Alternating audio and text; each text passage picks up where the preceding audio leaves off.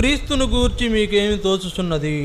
లోకానికి వచ్చిన ఆయన ఉద్దేశంలో మొదటిగా ఏం చూడాలంటే ఆయన మనకు పరిచారము చేయడానికి వచ్చాడు. ప్రజల్లో ప్రతి వ్యాధిని రోగాన్ని స్వస్థపరిచే పరిచర్య సామాన్యమైన పరిచర్య కాదు. అది వాళ్ళని వీళ్ళని లేదు, ఏ భేదము లేదు.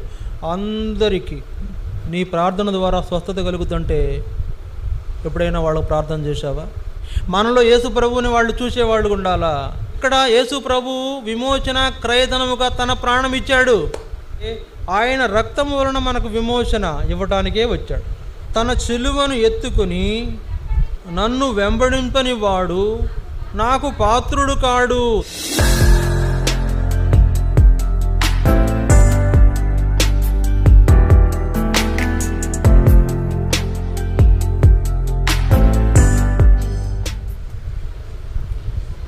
దేవుని వాక్యము వినకముందు కొన్ని ప్రకటనలు గమనించవాలని కోరుతున్నాను. దేవుని వాక్యం వినకముందు కొన్ని ప్రార్థన అవసరతలు మీ గమనానికి తీసుకురావాలని ఆశపడుతున్నాం. మరి ఈ మధ్యలో మొన్న 24వ తారీఖు 25వ తారీఖు మంగళవారం మరి పొద్దుపోయాక నైట్ 11:12 సమయంలో ఒక సహోదరుడు, దైవ సేవలో ఉన్న ఒక సహోదరుని మరణము సంభవించింది. మరి ఆ మరణం గవర్నమెంట్ వాళ్ళు యాక్సిడెంట్ అంటున్నారు, పోలీసులు కానీ ప్రభుత్వం కానీ యాక్సిడెంట్ అంటుంది. అయితే అక్కడికి వెళ్ళి ప్రత్యక్షంగా చూసిన అనేక మంది సేవకులు కానీ అనేక మంది ప్రజల్లో కూడా, అంతేకాదు ఆ వీడియోలు యూట్యూబ్లో చూస్తున్న వీడియోలను బట్టి అనేకులు ఆయన ఎవరో చంపేశారు, మర్డర్, ప్రీ ప్లాన్డ్ మర్డర్ అని చాలామంది అనుమానిస్తున్నారు. అది పోస్ట్ మార్టం రిపోర్టు ఇంకా రావాల్సి ఉంది కనుక వచ్చిన తర్వాత ఏ విషయం మరి పూర్తిగా తెలిసిపోతుంది. అయితే సహోదరుడు చాలా గొప్ప పరిచర్య జరిగించాడు. మరి క్రైస్తవులకు చాలా సపోర్టుగా ఉన్నాడు. ఈరోజు మనం ఇలా కూర్చొని ఆరాధించగలుగుతున్నామన్నా, లేకపోతే అనేక చోట్ల సువార్త ప్రకటిస్తున్నారన్నా, కొద్దిగా అతను చెప్పే మాటలు, కొద్దిగా చూపించిన విషయాలు చాలా మందికి ఉపయోగపడినాయి అని చెప్పాలి. కనుక చట్టాలను బయటకు తీశాడు, ఏ చట్టంలో ఏముందో నొక్కి చెప్పాడు. మరి వాళ్ళతో వాదించి వాళ్ళు ఏం మాట్లాడకుండా గట్టిగా వాళ్ళతో మరి చర్చించాడు. డిబేట్లో చర్చించాడు. అయితే మరి వాళ్లకు అగైనెస్ట్గా మాట్లాడుతున్నారన్న కారణం చేత మరి ఏమో తెలియదు, కానీ ఎవరు చంపారో తెలియదు, ప్రీ ప్లాన్డ్ మర్డర్ అని అనుమానిస్తున్నారు. కనుక అయితే ఇక్కడ మనం ఏం చేయాలంటే ఆయన విడిచి వెళ్ళిన కుటుంబం కొరకు మనము ప్రార్థన చేయాలి. సహోదరి, ఆయన భార్య, తన పేరు జెస్సికా, అలాగే 2 పిల్లలు కూడా ఉన్నారు. అంటే వాళ్ళ ఒక పాప వయసు 4 సంవత్సరాలు, ఒక పాప వయసు సుమారుగా 15 సంవత్సరాల లోపట్ల ఉంటుంది. కనుక పాప వాళ్ళే కాదు, ఇంకో 10 మంది ఆడపిల్లలను ఆయన పెంచి పెద్ద చేసి చదివించి వాళ్ళకు పెళ్ళిళ్ళు కూడా చేశాడని వార్తలు వింటున్నాం. తర్వాత అంతేకాదు, ఆయనకు సాఫ్ట్వేర్ కంపెనీలు కూడా ఉన్నాయి. ఆయన దగ్గర చాలామంది వర్కర్స్ ఉంటారు. వాళ్లను సొంత మనుషుల్లాగా చూసుకుంటాడని, చాలా మంచివాడని, ఆయన లేకపోవడం ద్వారా చాలామందికి ఇప్పుడు ఇబ్బంది ఎదురవుతుందని చాలా కథనాలు వింటున్నాం. అందువల్ల మనం ప్రార్థన చేయవలసిన అవసరం మనమైన చాలా ఉంది. ఆ సహోదరుని విడవడిన కుటుంబం కొరకు, తన భార్య బిడ్డల కొరకు, మరి ఆయన మిగిల్చి వెళ్ళిన పరిచర్య వాళ్ళు జరిగించే దాని కొరకు మనం ప్రార్థన చేయాలని ప్రభు పేరిట మీకు అందరికీ మనవి చేస్తున్నాం. సహోదరుడు పేరు ప్రవీణ్ పగడాల అనే సహోదరుడు గడిచిన 25వ తారీఖు అర్ధరాత్రి 11:12 గంటల టైంలో ఆయన అనుమానాస్పదంగా మృతి చెందాడు. విడవబడిన కుటుంబ ఆదరణ కొరకు ప్రార్థిస్తాం. తర్వాత ప్రిస్కిల్లా వాళ్ళ అన్నయ్య, ఆయన పేరు వెంకన్న బాబు, ఆయన కూడా ట్రాక్టర్ మీద నుంచి పడి కాలు మరి ఏమైందో తెలియదు, అంటే ఫ్రాక్చర్ అయిందో లేకపోతే మెనికిందో, పిండి కట్టేశారు. అతని స్వస్థత కొరకు కూడా ప్రార్థన చేయడం, అంతేకాదు అతని రక్షణ కొరకు ప్రార్థన చేయాలని మనం చేస్తున్నాం. తర్వాత ఇంకా అనేక మంది ప్రాంతంలో ఉన్న మందిరం దగ్గరలో సమీపంలో ఉంటున్న అనేక మంది ప్రజలు రక్షణార్థమై కూడా మనం ప్రార్థించవలసిన వారుగా మనం ఉన్నాం. తర్వాత ప్రభు చిత్తం అయితే రేపు వారంలో మరి జరిగే ప్రార్థన కూడికలు కొద్దిగా డిఫరెంట్గా చేయాలని చూస్తున్నాం. అంటే ఉదయం రావగానే చిన్న ప్రార్థన చేసుకుని ముందు వీధుల్లోకి వెళ్ళి పత్రికలు పంచిపెడతాం. వీధుల్లోకి వెళ్ళి పత్రికలు ఏమాత్రం అంటే మైక్ అనౌన్స్మెంట్ ఉండదు, పత్రికలు పంచాలని తలుస్తున్నాం. మళ్ళీ పంచి వచ్చి ఒక గంట 30 గంటలో పంచి మళ్ళీ వచ్చి మందిరంలో ఒక 1 అవర్ ప్రార్థన చేస్తాం. మరి ఎవరైతే పత్రికలు తీసుకున్నారో వాళ్ళందరూ రక్షణ పొందినట్లు మనం ప్రార్థన చేయవలసిన అవసరం కూడా ఉంది. అందువల్ల 1 గంట పత్రికలు పంచుతాం, 1 గంట ప్రార్థన చేస్తాం. మళ్ళీ 7 గంటలకు వస్తే మరి మనం 9:30 కల్లా మనం తిరిగి వెళ్ళిపోవచ్చు. కనుక ఈ విషయంలో మీరందరూ కూడా బాధ్యత తీసుకోవాలా, భారంగా ప్రార్థన చేయాలా, మీరు పాలు పొందాలని కూడా ప్రేమతో మనం చేస్తున్నాం. ఎందుకంటే దేవుని పనిని మనం చాలా ముందుకు తీసుకెళ్ళాలి. దేవుని పని అక్కడ అయిపోయినట్లు ఉండకూడదు, లేకపోతే ఎవరు ముందుకు తీసుకువెళ్ళలేని పరిస్థితి ఉండకూడదు. మనకు ఇవ్వబడిన బాధ్యత సక్రమంగా నెరవేర్చాలి. అందువలన ఉదయం అయితే అందరూ ఉంటారు కాబట్టి ఏ ప్రాబ్లం ఉండదు, పత్రికలు ఇవ్వడమే కాబట్టి ఏ సమస్య ఉండదు. మరి రోడ్డు మీద వెళ్ళి చాలామంది వెళ్తున్నారు, వాళ్లకు పత్రికలు ఇస్తూ మరి సువార్త చేస్తాము. మళ్ళీ వచ్చి కొద్ది సమయం మందిరంలో ప్రార్థన చేసి ఆ రోజు అట్లా ప్రార్థన అంటే మంగళవారం, గురువారం, శనివారమే. మంగళవారం, గురువారం, శనివారం 3 దినాల్లోని అట్లా జరుగుతుంది. అందువల్ల మీరు అందరూ కూడా ప్రార్థించాలని మనం చేస్తున్నాం. ఇప్పుడు మనం దేవుని ఏర్పాట్లో ప్రభు బలలో పాల్పొందినట్లు దేవుని వాక్యాన్ని మనం ధ్యానిస్తాం. చూడండి, మత్తయి సువార్త 22వ అధ్యాయం. మత్తయి సువార్త 22వ అధ్యాయం 42వ వచనం. మత్తయి సువార్త 22:42 వచనం. క్రీస్తును గూర్చి మీకేమి తోచుచున్నది? ఆయన ఎవని కుమారుడని అడిగను. వారు ఆయన దావీదు కుమారుడని చెప్పిరి. ఈ మాట గమనించండి. క్రీస్తును గూర్చి మీకేమి తోచుచున్నది? ప్రభు ఈ మాటల ద్వారా మనతో మాట్లాడి ఆయన భోజన పాత్రలో పాలు పొందినట్లు మనకందరికీ సహాయము చేయునుగాక. ఇక్కడ వ్రాయబడిన మాటల్లో ఆయన గురించి మీకేమి తోస్తున్నది? ఆయన యేసు ప్రభువుని ఎలా అర్థం చేసుకుంటున్నాం?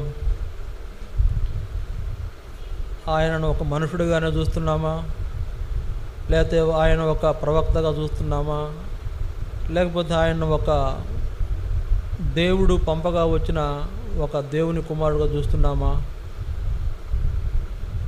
లేకుంటే లోకాన్ని రక్షించడానికి వచ్చిన రక్షకుడుగా చూస్తున్నామా, అంటే మన రక్షకుడుగా చూస్తున్నామా, లేకపోతే ఆయన రాజుగా, ప్రభువుగా, దేవుడుగా చూస్తున్నామా, అంతవరకే చూస్తున్నామా? అసలు ఎందుకు వచ్చాడు ఆయన మన కొరకు ఎందుకు వచ్చాడు? క్రీస్తును గూర్చి మీకేమి తోస్తున్నది? మీకేం దోస్తుంది? యేసు ప్రభువుని గురించి మీకేం దోస్తుంది? మామూలుగా చూస్తున్నామా? ఏదో సాధారణంగా చూస్తున్నామా? అందరిలో ఒకటిగా చూస్తున్నామా? ఇందాక పాట పాడాం, అందరికంటే, అందరిలో ఉన్నతుడు, అందరికంటే పైనున్న. కనుక ఆయన ఎంత సర్వోన్నతమైన వాడు, లేదా సార్వభౌమాధికారం గలవాడు మనకి ఎట్లా జ్ఞాపకం చేయబడుతుందంటే, దేవుడు అన్ని నామముల కంటే ఆయన నామాన్ని హెచ్చించి అందరికంటే ఆయన పైన ఉంచాడు. అందువల్ల ఆయన చాలా అత్యుత్తమమైన వ్యక్తిగా మనము చూడాలి. అంటే ఒక రాజుగా, ఒక దేవుడుగా, ఒక ప్రభువుగా, ఒక రక్షకుడుగా మాత్రమే చూసి అంత ఊరుకుంటే కుదరదు. ఆయనకు సంబంధించిన కొన్ని బాధ్యతలు మనము తీసుకోవాలి. ఎందుకంటే ఆయన కొన్ని పనులు చేసిళ్ళాడు, కొంతవరకు చేసిళ్ళాడు. ఆయన కాలంలో ఆయన చేయవలసినంత చేసిళ్ళాడు. ఇప్పుడు మన కాలంలో మనం ఏం చేయాలో దాన్ని చేయడానికి మనకు నేర్పించాడు. చూడండి ఆయన ఏం చేశాడు. చూడండి దేవుని వాక్యంలో కొన్ని మాటలు క్లుప్తంగానే చూద్దాం. మత్తయి సువార్త 20వ అధ్యాయం 28వ వచనం చూడండి. మత్తయి సువార్త 20వ అధ్యాయం 28వ వచనం. అలాగే మనుష్య కుమారుడు పరిచారము చేయించుకొనుటకు రాలేదు కానీ పరిచారము చేయుటకును అనేకులకు ప్రతిగా విమోచన క్రయధనముగా తన ప్రాణమునిచ్చుటకు వచ్చెనని చెప్పాను. యేసు ప్రభు అసలు ఏంటి ఆయన గోల్, ఆయన లక్ష్యం ఏంటి? ఆయన ఏమైనా పరిచారం చేయించుకోవటానికి వచ్చాడా? లేకపోతే నేను వస్తాను, మీ ఊరికి వస్తాను, మీ ఊరికి వచ్చినప్పుడు నాకు రెడ్ కార్పెట్ పరవండి అని నేను చెప్పాడా? లేకపోతే నేను మీ ఇంటికి వచ్చినప్పుడు ఏం చేయాలా, మీరు సాధారణంగా స్వాగతాలు చెప్పాలని నేను చెప్పాడా? అందుకు కాదు కదా ఆయన వచ్చింది. పరిచారం చేయించుకోవడానికి కాదు కదా, పరిచారం చేయడానికి వచ్చాడు యేసుప్రభు. కనుక ఆయనను గూర్చి మీకు ఏం దోస్తుంది అంటే, ఆయన మన కొరకు పరిచారము చేయటానికి లోకానికి వచ్చిన మన స్నేహితుడు. మన స్నేహితుడని మనం ఆయన స్నేహితులమని మనల్ని ప్రేమించి మన కొరకై ఈ లోకానికి వచ్చిన ఆయన ఉద్దేశంలో మొదటిగా ఏం చూడాలంటే, ఆయన మనకు పరిచారము చేయడానికి వచ్చాడు. ఏంటా పరిచారం? చూడండి, మత్తయి సువార్త 4వ అధ్యాయం. మత్తయి సువార్త 4వ అధ్యాయం 23 నుండి చూద్దాం. మత్తయి సువార్త 4వ అధ్యాయం 23 నుండి. యేసు వారి సమాజ మందిరములలో బోధించుచు దేవుని రాజ్యమును గూర్చిన సువార్తను ప్రకటించుచు ప్రజలలోని ప్రతి వ్యాధిని రోగమును స్వస్థపరచుచు గలిలయ యందంతటా సంచరించెను. ఆయన కీర్తి సిరియా దేశమంతటా వ్యాపించెను. నానా విధములైన రోగముల చేతను వేదనల చేతను పీడింపబడిన వ్యాధిగ్రస్తులందరినీ, దయములు పట్టిన వారిని, చాంద్ర రోగులను, పక్షవాయువు గల వారిని వారు ఆయన వద్దకు తీసుకుని రాగా ఆయన వారిని స్వస్థపరిచెను. గలిలయ, దెకపోలి, యెరూషలేము, యోదయాయను ప్రదేశముల నుండి, యోర్దానునకు అవతల నుండి బహు జనసమూహములు ఆయనను వెంబడించెను. యేసు ప్రభు పరిచారం చేయడానికి వచ్చాడు. ఏంటి ఆ పరిచారం? ఏంటి చెప్పండి? ఆ పరిచారం సువార్త ప్రకటించే పరిచారం. అనేకులు సువార్త ప్రకటిస్తున్నాడు. ఏమని ప్రకటిస్తున్నాడు? పరలోక రాజ్యం సమీపించినది, మారు మనసు పొందండి, ఇదిగో దేవుని రాజ్యం వచ్చేస్తూ ఉంది, మీరందరూ మారు మనసు పొందండి. ఏంటంట? ఏముంది అక్కడ? 17వ వచనం. అప్పటి నుండి యేసు పరలోక రాజ్యం సమీపించున్నది కనుక మారు మనసు పొందుడని చెప్పుసు ప్రకటింప మొదలుపెట్టెను. ఏంటా పరిచారం అంటే? నశించిపోతున్న పాపులను వెదకి రక్షించే పరిచారం, నశించిపోతున్నటువంటి మానవుల యొద్దకు వెళ్ళిన పరిచారం, నశించిపోతున్నటువంటి మానవులను కలుసుకుని వాళ్లకు సహాయం చేసిన పరిచారం. యేసుప్రభు సాయం చేయటమే, సాయం పొందటమేం లేదు. యేసుప్రభు అందరికీ సాయం చేయటమే. ఆయన ఎవరు సహాయం పొందాలి? ఆయన సహాయమే దొరకలేదు అసలు, ఒక మాట చెప్పాలి. ఎందుకంటే ఆయన అన్నాడు, నక్కలకు బొరియలు ఉన్నాయి, ఆకాశ పక్షులకు గుళ్ళు ఉన్నాయి, నాకు తలవాల్చుకోవడానికైనా స్థలం లేదు. ఆయనకి ఎవరు సహాయపడలా, ఆయనే అందరికీ సహాయము చేశాడు. కనుక ఆయనకు ఎవరి సహాయము దొరకపోయినా ఆయన సహాయపడినటువంటి ఉద్దేశం మనకేం జ్ఞాపకం చేస్తుంది అంటే, ఆయన పరిచారము చేశాడు. ఎవరికి పరిచారం చేశాడు? ఎవరికి? ప్రజలలోని ప్రతి వ్యాధిని, రోగమును స్వస్థపరిచే పరిచారము చేశాడు. ప్రజల్లో ప్రతి వ్యాధిని, రోగాన్ని స్వస్థపరిచే పరిచర్య సామాన్యమైన పరిచర్య కాదు అది. అంటే ఒక వైద్యుడు అవతారం ఎత్తాడు, వైద్యుడిలాగా ఆయన రోగాలను బాగు చేశాడు అంతే. ఒక రక్షకుడిలాగా సువార్త ప్రకటించాడు, ఒక వైద్యుడిలాగా రోగాలను బాగు చేశాడు. తర్వాత ఇప్పుడు ఏమైంది? ఆయన కీర్తి సిరియా దేశమంతటా వ్యాపించింది. నానా విధములైన రోగముల చేతను వేదనల చేతను పీడింపబడిన వ్యాధిగ్రస్తులందరినీ, దయాలు పట్టిన వారిని, చాంద్ర రోగులను, పక్షవాయువుల వారిని వారు ఆయన దగ్గర తీసుకొస్తే వారిని ఏం చేశాడు? స్వస్థపరిచాడు. అయ్యా యేసు, మా మీద నీకు కనికరం ఉంటే మా అబ్బాయిని బాగు చేయి. అయ్యా మా అబ్బాయికి మంచి ఉద్యోగం కావాలి. అయ్యా మా అబ్బాయికి మంచి చదువుకున్నాడు, మంచి మార్కులు కావాలి. అయ్యా నేను మంచి వ్యాపారం పెట్టుకోవాలి. ఇవన్నీ కూడా యేసు ప్రభు దగ్గరికి మనం తీసుకొస్తున్నాము. ఆ విషయంలో ఆయన మనకు సహాయము చేస్తున్నాడు. పరిచారం చేస్తున్నాడు, సహాయం చేస్తున్నాడు. కనుక ఆయన పరిచారం చేయించుకుంటా రాలేదు, పరిచారం చేయడానికి వచ్చాడు. అనేకులకు వాళ్ళని వీళ్ళని లేదు, ఏ భేదము లేదు, అందరికీ. అక్కడ గలిలయ ప్రాంతము, సిరియా ప్రాంతము, తర్వాత దెకపూలి ప్రాంతము, యెరూషలేం ప్రాంతము, యూదయ ప్రాంతము, యోర్దాను ప్రాంతము, అవతల యెరికో ప్రాంతం, బేతనియా ప్రాంతం, సమరయ ప్రాంతం, అంతియొకయ ప్రాంతం, తూరు ప్రాంతం, సీదోను ప్రాంతం, కపెర్నహూం ప్రాంతం, ఏ ప్రాంతాలు కాదా, ఏ ప్రాంతాన్ని ఆయన వదిలిపెట్టాలి, అన్ని ప్రాంతాల వాళ్లకు ఆయన పరిచారము చేశాడు. కనుక ప్రియులారా, మనం పోవద్దా ఆ పరిచారానికి? ఎంతగాడికి మహానాడు ప్రాంతంలోనే పరిచారం చేస్తామా? ఈ ప్రదేశంలోనే మన పరిచారం కనపడితే నీ కీర్తి పెరగదు, నీ మందిరము యొక్క గొప్పతనం అందరికీ తెలియదు. అందువలన మనం అనేక ప్రదేశాలకు పరిచారం చేయడానికి వెళ్ళే వారంగా ఉండాలి అని ఇక్కడ జ్ఞాపకం చేయబడుతున్న వాక్యం. చాలామంది రోగులు ఉంటారు, చాలామంది భయంకరమైన పరిస్థితులు జీవిస్తారు. డబ్బులు ఉండవు, డబ్బులు లేని వాళ్ళు కొందరు, డబ్బులుండి డబ్బులు ఖర్చు పెట్టిన రోగాలు కుదరని వాళ్ళు కొందరు. నీ ప్రార్థన ద్వారా స్వస్థత కలుగుతుంటే ఎప్పుడైనా వాళ్ళకు ప్రార్థన చేశావా?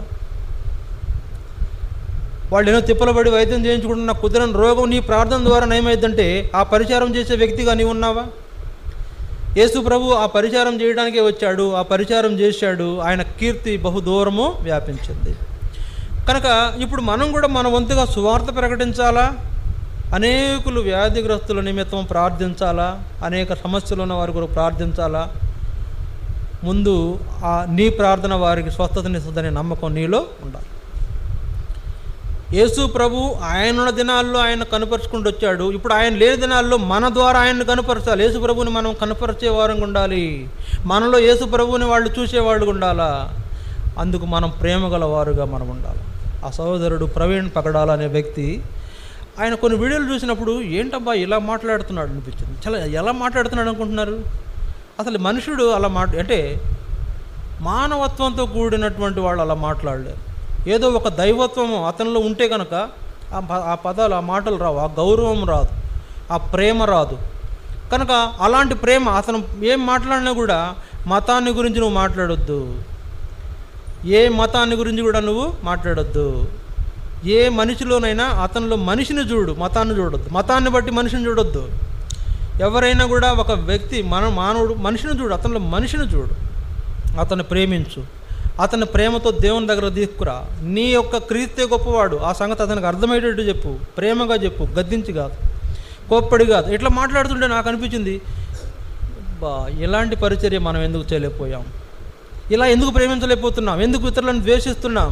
యేసు ప్రభు ఎవరిని ద్వేషించలేదే, యేసు ప్రభు ప్రేమించాడు తప్ప ఎవరిని ద్వేషించలేదే, ఆయన ఎవరిని తోలనాడలేదే, ఆయన అందరికీ పరిచారం చేశాడు కానీ పరిచర్య చేయించుకోలేదే. శిష్యుల పాదాలు కూడా కడిగాడే, తగ్గించుకున్నాడే, నడుముకు రుమాలు కట్టుకున్నాడే, తువాలు కట్టుకున్నాడు. కనుక ఆయన చేసిన పరిచారము మనం కూడా చేయాలా, సువార్త ప్రకటించాలా. అనేక మంది వ్యాధిగ్రస్తులు, రోగులు, కొంతమంది ఇబ్బందుల్లో ఉంటారు. వాళ్ళ ఇబ్బందులు, కుటుంబంలో ఏదో సమస్యలు ఉండి ఇబ్బందులు ఉంటారు. ఎవరైనా వస్తే నాకు సహాయం చేస్తే బాగుండని ఎదురు చూస్తుంటారు. వాళ్ళ దగ్గరికి వెళ్ళాలి, వాళ్ళతో మాట్లాడాలి, వాళ్ళకు ధైర్యం చెప్పాలా, వాళ్ళను ధైర్యం తెచ్చుకోమని యేసుప్రభు అదే చెప్పేవాడు. కుమారి ధైర్యము ఉండము, నీ విశ్వాసమే నిన్ను విశ్వాసం ఉంచు, నువ్వు బాగుపడిపోతావు. అలాంటి పరిచారము యేసుప్రభు చేసినట్లు మనం చేయొద్దా? చేయాలొద్దా? ఊరికి మందిరాన్ని కొట్టవడం, ఆరాధన చేసేయడం, బల్ల తీసుకోవడం, ప్రార్థన చేయించుకుంటూ వెళ్ళిపోవడం, ఇదే భక్తి అనుకుంటున్నామా కదా? కాబట్టి యేసు ప్రభు పరిచారం చేయడానికి వచ్చాడు, చేశాడు. ఆయన చేసి వెళ్ళిపోయిన తర్వాత మిగిలినది నీవు చేయాలని ఆయన నీకు అప్పగించిన ఈ పని చేస్తున్నావా లేదా అని. ఎవడెట పోతే మనకెందుకు అనుకుంటావా? దారిలో దానయ్య, గుంపులో గోవిందయ్య అనుకుంటున్నావా? కొంతమంది అనుకుంటారు నలుగురిలో నారాయణ అనొచ్చా? మనం అనొచ్చా? గుంపులో గోవిందయ్య, నలుగురిలో నారాయణ అనే పదాలు వాడొచ్చా? వాడేస్తుంటాం.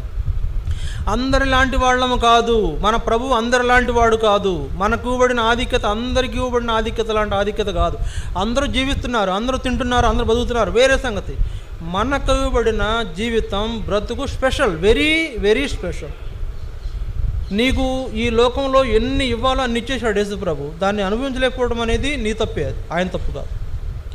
అందువల్ల ఆయన వల్లే మనం ఇతరులకు పరిచారం చేసే స్థితి మనం కలిగిన వారమై ఉండాలనేదే ఈ మొదటి విషయం. చూడండి, రెండవదిగా మరొక మాట మనం చూద్దాం. దేవుని వాక్యంలో రెండవ సంగతి గలతీ 1వ అధ్యాయం 4వ వచనం. గలతీ 1వ అధ్యాయము 4వ వచనం దయచేసి చూడండి. గలతీ 1:4 మన తండ్రి అయిన దేవుని చిత్త ప్రకారము క్రీస్తు మనలను ప్రస్తుతపు దుష్టకాలములో నుండి విమోచింపవలెనని మన పాపముల నిమిత్తము తన్ను తాను అప్పగించుకొనెను. ఇక్కడ రెండవదిగా మనం చూస్తున్నాం, యేసు ప్రభు ఆయన విమోచన క్రయధనముగా మన కొరకు అప్పగించుకుంటూ వచ్చాడు. చూడండి, అంతే కదా. మత్తయి సువార్త 20:28 ఏం రాయబడింది? యేసు ప్రభు విమోచన క్రయధనముగా తన ప్రాణమునిచ్చుటకు వచ్చెను అని. విమోచన క్రయధనముగా తన ప్రాణమునివ్వటానికి వచ్చాడు. ఎవరి విమోచన? ప్రస్తుత దుష్టకాలములో ఉన్న మన విమోచన కొరకై క్రయధనముగా తన ప్రాణం ఇవ్వటానికి వచ్చాడు. నువ్వు ఇస్తావు ప్రాణం? ప్రాణంతో ఆరాధిస్తామా? ఆత్మతో ఆరాధిస్తామా? దేహంతో ఆరాధిస్తామా? తలకాయ చెప్తున్నారు నిజమేనా? యేసు ప్రభు ప్రాణం ఇచ్చాడు, నువ్వు ఇస్తావా? చాలామంది హతసాక్షులుగా చనిపోయినటువంటి వారి ద్వారా సాతాను ఓడించబడుతున్నాడనే సంగతిని గ్రహించామా? చాలామంది హతసాక్షులు అయిపోయినటువంటి వారి యొక్క మరణమును బట్టి, వాళ్ళ హతసాక్షి అయిపోయిన దాన్ని బట్టి సాతాను ఓడిపోతున్నాడు. కనుక అలాంటి పరిస్థితి యేసు ప్రభు కాడి నుంచి, అదే యేసు ప్రభు దగ్గర నుంచి మొదలైంది. అంతకుముందు కూడా ఉందనుకోండి, పాత నిబంధనలో కూడా ఉంది, హేబేల్ దగ్గర నుంచి ఉంది అది. అయితే యేసు ప్రభు కాడి నుంచి కొత్త నిబంధనలో మనం చూస్తున్నప్పుడు యేసు ప్రభు కాడి నుంచి ప్రారంభమైన ఆ సంగతి స్టెఫెన్ ద్వారా జరిగించబడింది. ఇంకా అనేక మంది శిష్యులైన వాళ్ళు కూడా హతసాక్షులుగా చనిపోయారు. మరి మన కాలంలో మనం చూస్తాం, బిల్లీ గ్రహం ఒరిస్సాలో చనిపోయిన ఆయన గ్రహం స్టెయిన్స్, అదే కదా, గ్రహం స్టెయిన్స్. ఆయన కూడా ఆయన 2 కుమారులని వ్యాన్లో పెట్టి కాల్ చేశారు. ఎవరు? దండుగులు. మళ్ళీ వాళ్ళకి వేరే పేరు ఉంది, మనకు వద్దులేండి, దండుగులు అని పేరు పెట్టుకుందాం.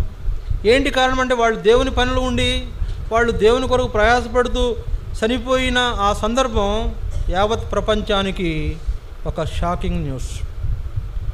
కనుక అంతేకాదు, మొన్న ఈ మధ్యలో చనిపోయిన ఆ బ్రదరు ప్రవీణ్ పగడాల, ఆయన కూడా ఒక మీటింగ్ నిమిత్తమై దేవుని పని నిమిత్తం వెళుతున్నప్పుడు దారిలో చనిపోయిన ఆ సందర్భంలో అనుమానాస్పద మృతి.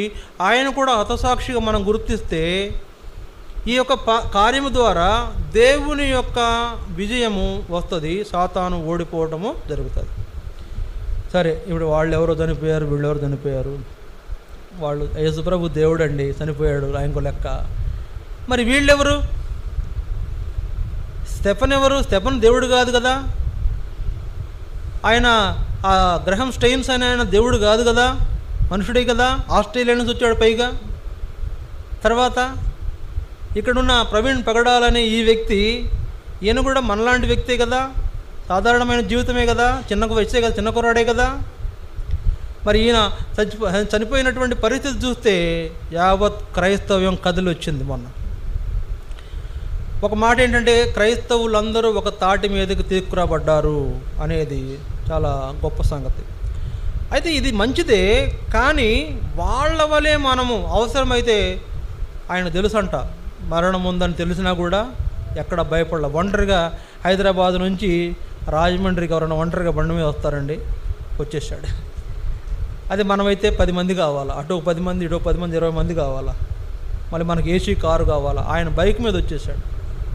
కాబట్టి దేవుని కొరకు ప్రయాసపడే విషయంలో సాధారణమైన స్థితిని ఎంచుకుంటూ వచ్చాడు. మనకేమో అన్ని స్పెషాలిటీస్ కావాలి. ఏసీ లేనిదే వాక్యం చెప్పలేరు కొంతమంది, తెలుసా మీకు? కారు లేనిదే ప్రయాణం చేయరు కొంతమంది. కారు దిగేటప్పుడు డోర్ తీసి పట్టుకునేవాడు ఉండాలి ఒకడు, అలా లేకపోతే ప్రయాణం చేయరు కొంతమంది. కానీ ఏ మాత్రం ఆడంబరం లేకుండా నిరాడంబరముగా దేవుని కొరకు ప్రయాసపడిన ఆ వ్యక్తి వలె మనం ప్రయాసపడి, అవసరమైతే ప్రాణహాని ఉన్నా కూడా, హతసాక్షి అయిపోవడానికి ఇష్టపడి కూడా అలా ముందుకు వెళ్ళినట్టు మనం వెళ్ళగలమా? ఇక్కడ యేసు ప్రభు విమోచన క్రయధనముగా తన ప్రాణం ఇచ్చాడు. ఈ యొక్క లోకములో అనేక మంది రక్షణార్థమై ప్రాణం అక్కడ దాకా ఎందుకులేండి, కనీసం స్వార్థ అని చెప్తున్నామా? యేసుప్రభు ప్రాణం ఇచ్చాడు, మనం కూడా ప్రాణం ఇచ్చేయమని కాదు. అక్కడ ఆ పరిస్థితి ఏర్పడింది, అక్కడ మనకు ఆ పరిస్థితి లేదుగా. మనల్ని ఎవరు బెదిరించట్లేదుగా, మనకు ఎవరు అడ్డం చెప్పట్లేదుగా, ఫ్రెండ్లీగానే ఉన్నారుగా. 4 మాటలు సువార్త చెప్పి ఒక మొక్క పేపర్ ఇస్తే తప్పేముంది? కనుక ఇలాంటి పరిచర్య జరగాలి. బలలో పాలు పొందబోయే ముందు మనం ఆలోచించవలసిన విషయాలు ఇవి. ఊరికే ఏదో ఉన్నాం, వస్తున్నాం, వెళుతున్నామంటే కాదండి. అది కాదు భక్తి. ప్రయాసపడాలి. ప్రభువునందు మీ ప్రయాసపడాలి. ప్రభువునందు మీరు ప్రయాసపడేవారుగా ఉండాలి. ప్రభువు కొరకు ప్రయాసపడేవారుగా ఉండాలి. కనుక అలాంటి అనుభవంలో మనం ఉండుట కొరకు యేసుప్రభువు ఏం చేశాడు? గలతీ 1:4 మన తండ్రి అయిన దేవుని చిత్త ప్రకారము క్రీస్తు మనలను ప్రస్తుత దుష్టకాలంలో నుండి విమోచింపవలనని మన పాపముల నిమిత్తమై తను తాను అప్పగించుకుని ఈ దుష్టకాలంలో నుంచి మనం విడిపించబడాలని. ఈ దుష్టకాలం అంటే ప్రస్తుత దుష్టకాలం అంటే ఎలాంటి దుష్టకాలంలో ఉన్నాం? భయంకరమైనటువంటి పరిస్థితులు ఉన్నాం. దేవుని కొరకై జీవించేటువంటి వారికి పెను సవాలుతో కూడినటువంటి పరిస్థితులు ఏర్పడినాయి. చూడండి, ఒక పాస్టర్ గారిని దారుణంగా చంపేశారు. ఇది ఎంత ఘోరమైన వార్త అంటే, ముఖ్యమైన వాళ్ళు స్పందించవలసిన వాళ్ళు కూడా ఎవరు స్పందించకుండా చాలా నిర్లక్ష్యంగా ఉన్నంత కుట్ర కోణం. కాబట్టి ఇవన్నీ మనం వాక్యంలో మాట్లాడుకునేది కాదు. అయినప్పుడు కూడా కొన్ని విషయాలు మీకు తెలియవలసిన అవసరం ఉందని చెప్పడం తప్ప వేరే ఉద్దేశము కాదు. అలాగ మనం కూడా రగిలించబడాలి. అలాగ మనం కూడా రోషం కలిగి దేవుని కొరకు ప్రయాసపడేవారు ఉండాలి. అందుకే యేసు ప్రభు ఈ దుష్టకాలం నుంచి మనం విడిపించిన కారణము ఆయన అప్పగించుకుంటూ వచ్చాడు. మన కొరకై తన్ను తాను అప్పగించుకుంటూ వచ్చాడు. కలువరి శిలువలో తన ప్రాణాన్ని బలిగా అప్పగించేశాడు. కాబట్టి ఆయన ద్వారా మనకి ఇప్పుడు ఏం కలిగింది చెప్పండి?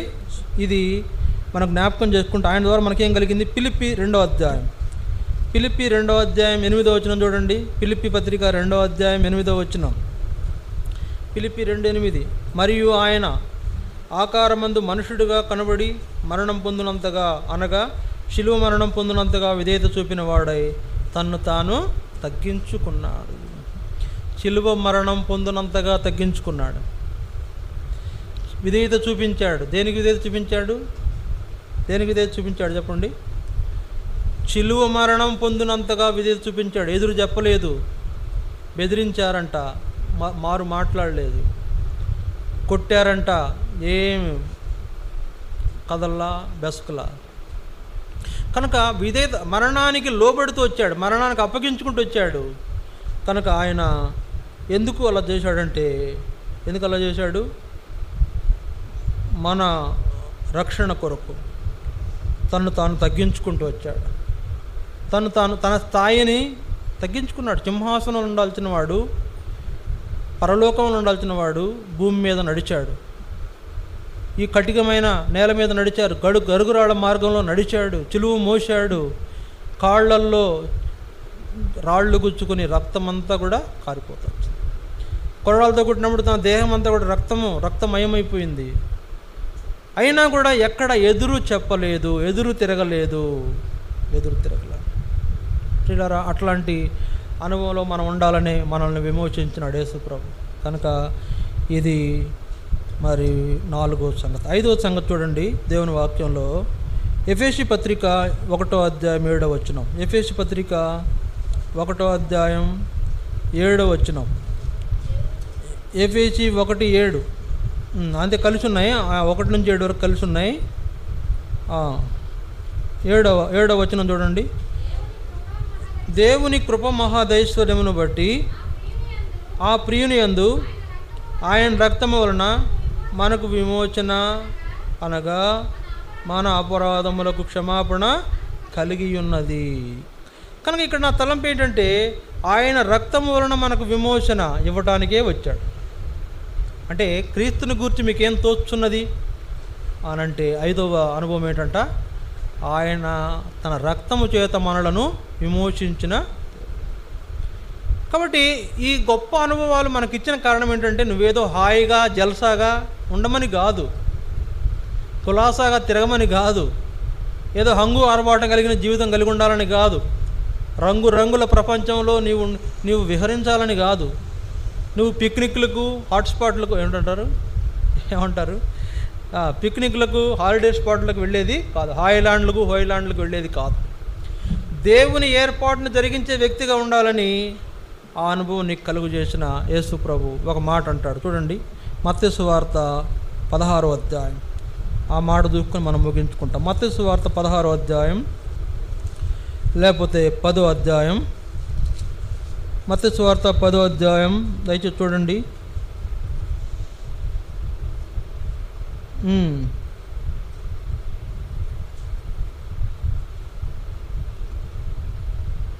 పదిను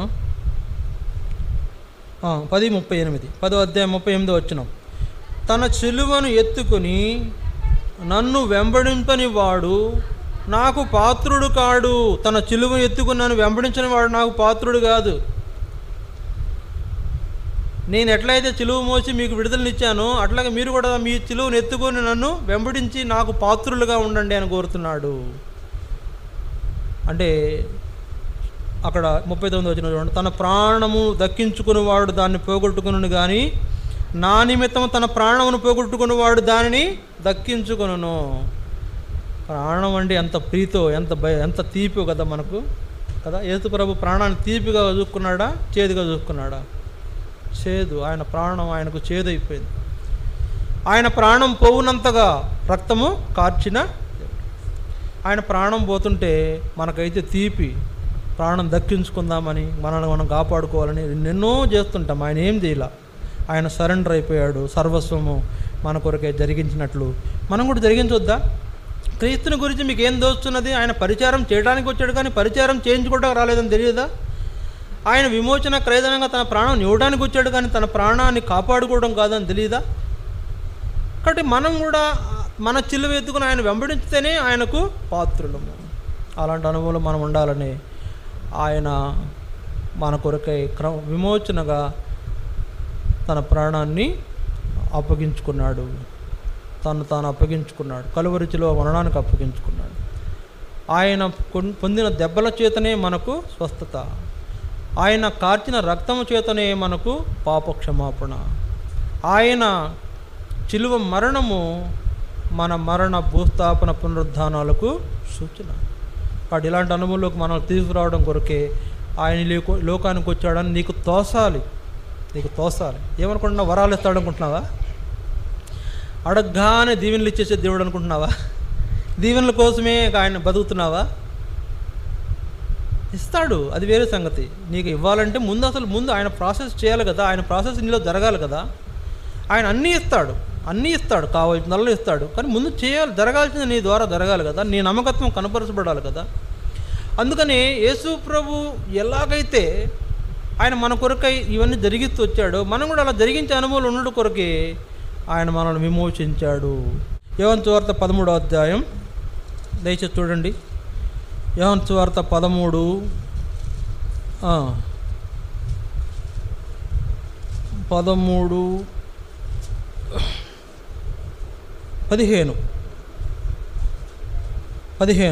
నేను మీకు చేసిన ప్రకారము మీరును చేయవలెనని మీకు మాదిరిగా ఎలాగూ చేసితిని. నేను మీకు చేసిన ప్రకారం మీరు కూడా చేయాలా, సువార్త చెప్పాలా, అనేకులు రోగులను స్వస్థపరిచే ప్రార్థనలు చేయాలా. మీరు అనేకమైనటువంటి ఆధిక్యతలను పొందినటువంటి అనుభవము ఇతరులకు కూడా ఆధిక్యతలను వాళ్ళకు కూడా కలుగు చేసేవారుగా ప్రయాసపడాలి. వాళ్ళలో పాలు పొందబోయేటప్పుడు అలాంటి అనుభవం మనం కలిగి ఉంటున్నామా? ఆలోచిద్దాం ప్రియులారా. అనాలోచనగా ఉండొద్దు. ప్రభుకు అప్పగించుకుందాం, యోగ్యముగా బలలో చేయవేద్దాం. మోకరించండి. ఒక్క నిమిషం ప్రార్థన చేయండి. ప్రభుకు అప్పగించుకుందాం. ప్రభువా,